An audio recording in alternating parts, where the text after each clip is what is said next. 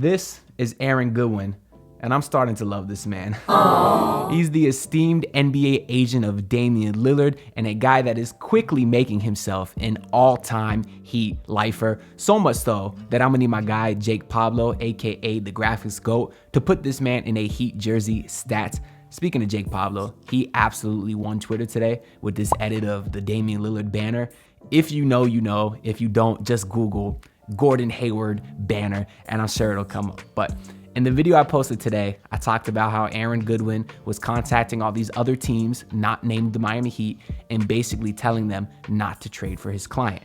Now, also in the video I talked about earlier today, I mentioned an article that had a guy named, it was a reporter named Henry Abbott, and he wrote a piece back in 2021 saying that how Damian Lillard would in fact be willing to sit out games and forgo paychecks if he wasn't traded to his preferred destination in the scenario that he ever asked for a trade. And of course, here we are 2 years later, and he has. Now, this tweet from Henry Abbott that he put out today says, when the Lillard/Blazers drama began 2 years ago, an agent told me that he saw it as a test for Aaron Goodwin. A question young stars have when picking between, say, Aaron or Clutch Sports is who can bully the league into getting me to my team of choice. That is a statement that I actually found very, very interesting. I guess it's a part of picking an agent that I never thought of, mostly because I'm not an athlete, so I'm not a professional athlete. I'll still go on the court and get buckets, don't get me wrong, but I'm not a professional athlete, never thought about getting an agent. So the fact that this is one of the qualities that it seems that Aaron Goodwin has is something that I found interesting, and obviously it's pretty beneficial for me because I want the Heat to land Damian Lillard, and it seems like he is trying to bully his way. Are we allowed to say bully in 2023? I got to think of another word. He's trying to coerce. That might be worse. He's trying to convince these other teams that they don't want Damian Lillard because he would be a disgruntled NBA Whoa, star. stop the video. I see you ain't subscribed yet. That's crazy. Nah, but for real, go ahead and subscribe. Leave a like if you enjoy. Really got a dream to do this full time one day, and it helps your boy out a lot. Thanks. So Damian Lillard is dead set on the Miami Heat. We know that.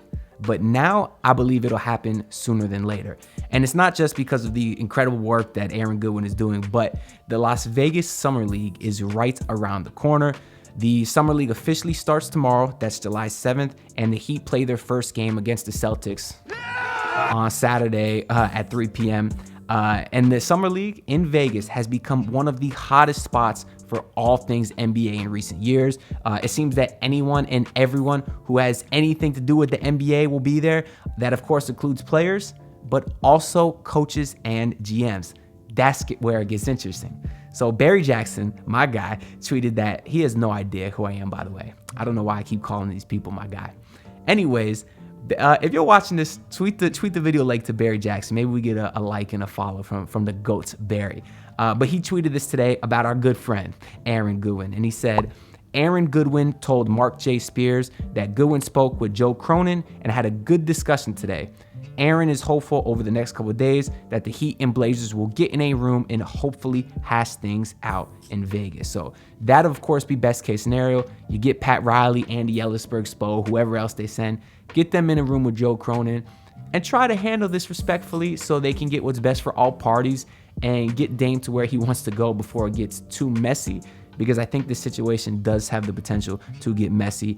And also, speaking of my guy Barry Jackson, he had the incredible clapback to this stupid Mad Dog video from today. You win a championship for the Boston Celtics, it's a big deal. You win a championship for the Miami Heat, who cares? Then that's a terrible sports area. You go win in Boston. Plus the fact Boston's better than Miami anyway, despite what happened to him last year in the postseason. And Barry responded to that saying, Mad Dog showing confusion typically associated with rabies. What a beautiful tweet. Shout out Barry. You know, every once in a while, Barry just has this super petty but awesome tweet that I just absolutely love. And Mad Dog Russo, what an idiot. He says Boston's a better team despite what happened last year. Then what are you basing that off of? He's an idiot. I don't want to get into it. Back to Goodwin. Another guy that we've talked a lot about on this channel recently is Aaron J. Fentress. He's a Portland-based reporter who's been on top of this whole saga, and he tweeted this today. So he just spoke with Damian Lillard's agent, once again, Aaron Goodwin. And he says, Goodwin says, I had a positive conversation with Joe Cronin, and I made it clear that Damian would want to sit down and have a meaningful negotiation with Miami, and I think that's something Joe and the Blazers would be willing to do. So it sounds like there might be some sort of cordial meeting between the two parties, which I think is the best case scenario. Now, I know how negotiations with Pat Riley typically work. Now, again, it's usually with players. He usually sits down at the table, throws a bag of rings on the table and says, you want one of these? Come to Miami. He did that with Ray Allen. I've heard he did that with Chris Bosh. That's usually his style. Now, obviously how he deals with other GMs, is he more cutthroat? Maybe if it's Danny Ainge, yeah. But if it's other guys, I'm not too sure exactly how that will be. Now, it is looking like it'll either be a 2 or 3 team trade. There was some talks earlier of a crazy 4, 5, 6, 7 teamer. They would have needed to include the contracts of Oladipo and Strus, and if it's Brooklyn, Joe Harris and those guys. But those trades officially became official today. So now that idea of some masterful 100-player 17 trade is out the window, as the Heat do officially say their goodbyes to our guys, Gabe, Strus, and Victor Oladipo. I'd like to say my goodbyes as well. We'll definitely love to put out a longer video sometime, really saying my goodbyes, especially to Max Strus, because if you're fans of this channel for a long time, you know about the Strus Daddy alerts. I'm gonna have to get a compilation of that. And if you're new to the channel, just stay tuned for that. But Gabe Vincent, I remember your first game when you checked in Los Angeles versus the Clippers. They said you were supposed to be a shooter. You shot pretty well that game. I thought you were gonna be a good player. And then there was a long period of time I did not think you were an NBA player at all. You had a rough stretch, my guy, but then you really turned things around and you proved yourself to be an elite on-ball defender. Something that I wasn't aware you were supposed to be when you first joined the team, but you were awesome. Huge reason why we've had so much success over the last couple years, and I will miss you, and the Lakers got to go on for a very good contract too. Max Strus.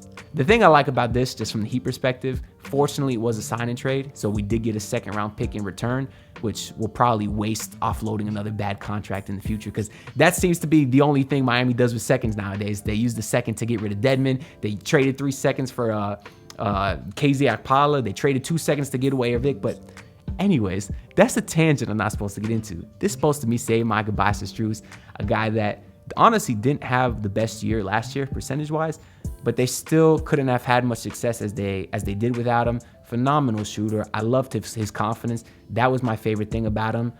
And truthfully, I'm glad Miami didn't pay him the contract Cleveland did. How he got paid more than Gabe Vincent, I don't know, but I'm not here to pocket watch. Victor Oladipo, always loved you, man. You always heard that he was a phenomenal person. Of course, he was an incredible player, both sides of the ball. We saw his impact when he was finally able to come back healthy and play for this team. And it was a dark day when he got hurt in the playoffs versus the Milwaukee Bucks. He was obviously playing so well. They could have really used him out there on the court, but more so as a person, you just feel for the guy. After everything he's been through and after you've heard about the type of player he is, I really hope he can still manage a long NBA career out of this and get a few more years. But the road to recovery is long, but I am wishing him the best. Now, the Heat did get a $9.5 million trade exception they can use on any player they acquire during a trade or to pick up a guy in free agency.